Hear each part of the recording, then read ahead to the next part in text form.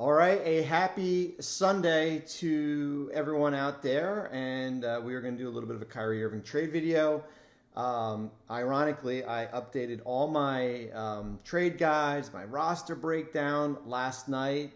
The pre-Kyrie Irving trade to Dallas is up on ESPN.com if you want to review it, and I will have to be making changes tonight, and we'll have a fresh batch out tomorrow, which is Monday here. I was actually going to tape a Irving trade primer that I was gonna put out as far as a video on Monday to kind of give you the lay of the land as far as where things stood.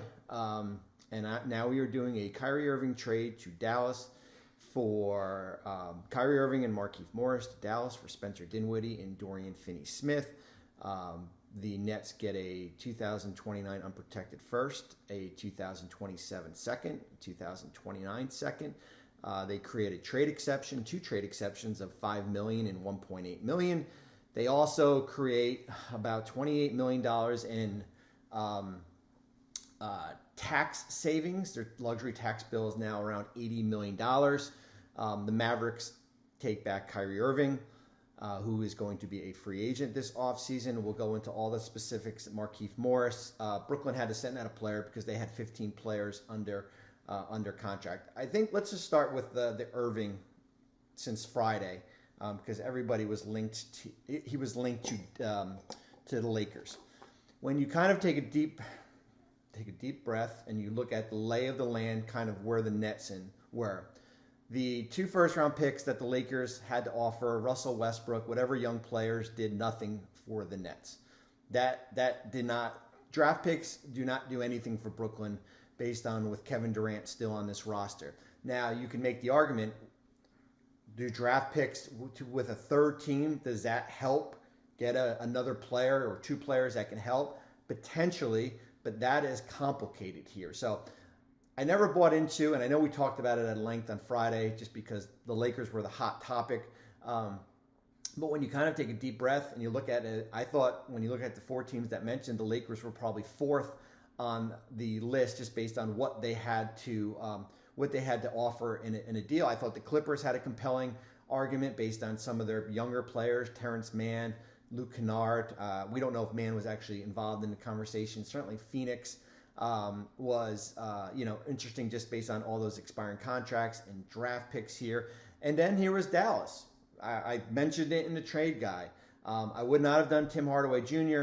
I wouldn't have done Reggie Bullock. Maybe I would have thought about it. Christian Wood. I think certainly Spencer Dinwiddie, who's under contract for another season.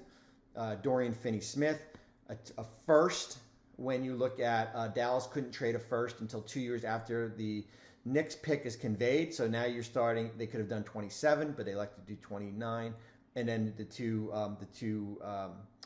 seconds. As for Irving, okay, he's got a $2 million trade bonus. We've talked about it at length. The Nets are responsible for the trade bonus. They will pay Kyrie Irving $2 million unless he amends his contract, and that comes with a big stipulation. That money is applied to his cap hit for the Mavericks. So as you can see, we have behind the breakdown. So the Mavericks cap hit on Irving is $38.9 million. It goes up from that $36.9 million from his base number. He also has some bonuses in his deal. Markieff Morris was added in the deal because it had to be a 2 for basically Brooklyn had to send out a player. For the future of Kyrie Irving, okay, he is eligible. If he does not amend his trade bonus, which I would think he is not, to sign a 2-year, $83 million extension with the Dallas Mavericks. That is the maximum that he can sign with the Mavericks. They incur as bird rights. So if Kyrie Irving thinks he can get more than 2 years, he'll be eligible to sign a 5-year max with the Mavericks. I don't see that happening. He could also sign anywhere from 1 to 4, 1 year, 2 year, 3 years, and 4 years here. Is there a risk involved? Of course, there's any time a risk involved when you trade 2 players that are under contract for a player on an expiring. However, in this case here with Luka and Jason Kidd, got to make Jason Kidd, who's a big part of it, and there's a relationship already with Kyrie. The risk is that Irving leaves for nothing, and you just traded away a first, 2 seconds, and 2 players under contract. However, as our Tim McMahon tweeted out, how the Mavericks cap situation, looks for next year. If Irving leaves for nothing, this Dallas team will be close to having max money, something they did not have before this trade. So you can go out and go free agent shopping for that next star. Maybe it's James Harden next to Luka, or Chris Middleton, or Fred VanVleet, or another, another one of these A-list players. So that's you're either going to bring back Irving on a contract on your terms, or you are going to be able to create that max type money. You basically, if you moved off that contract of Reggie Bullock and maybe a JaVale McGee here, you're going to be sitting at max money here. So that's it from the Mavericks perspective here. Does it help their roster now? Yes. Let's face it. As much as, everything that off the court regarding Kyrie Irving, he is playing like an all-NBA player right now. He is an all-star. He's having one of the best seasons of his year. He has been, there's been no injuries, certainly the suspension here, and him and Luka will form a dynamic backcourt for the next 4 or 5 months here. We'll wait and see as far as what happens after that. Markieff Morris, as I mentioned, is on a 1-year expiring contract at the league minimum.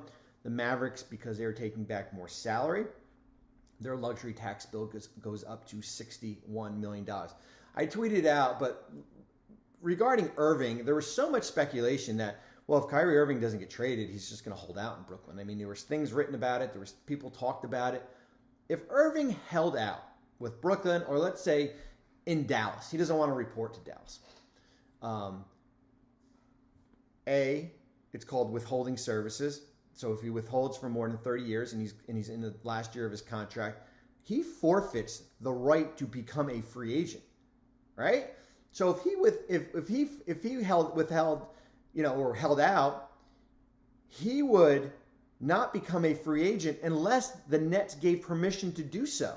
So that's a deal breaker, and the Players Association would certainly have jumped in here, and that would have been you don't do that, right? So he wasn't going to hold out in Brooklyn unless he just wants to sit at home for the next 4 years. He's not going to hold out in Dallas unless he wants to sit out and sit at home for the next 4 years here.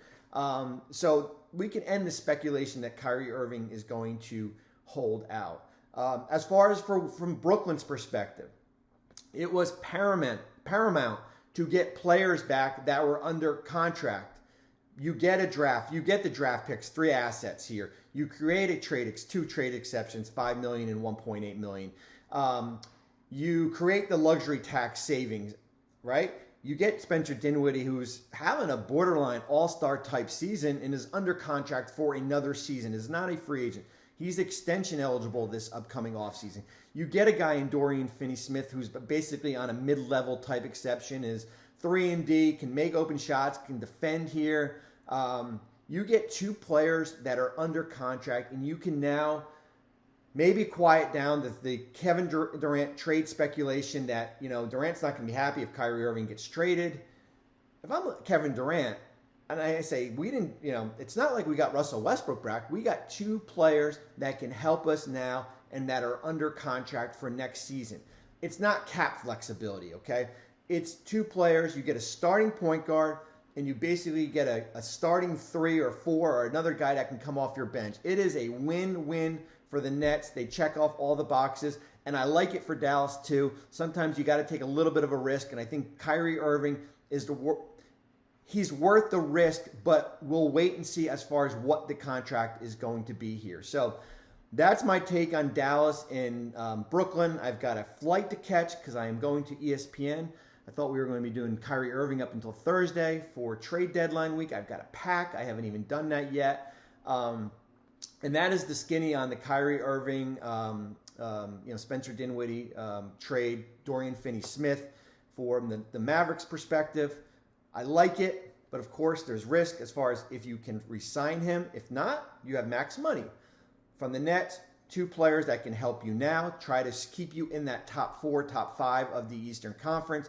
2 players that are under contract for next year. Remember, the Nets were going to be over the salary cap if Irving walked. So you got him for, you got players that can help you right now. So that's my spiel on that. Hopefully everyone is having a good day.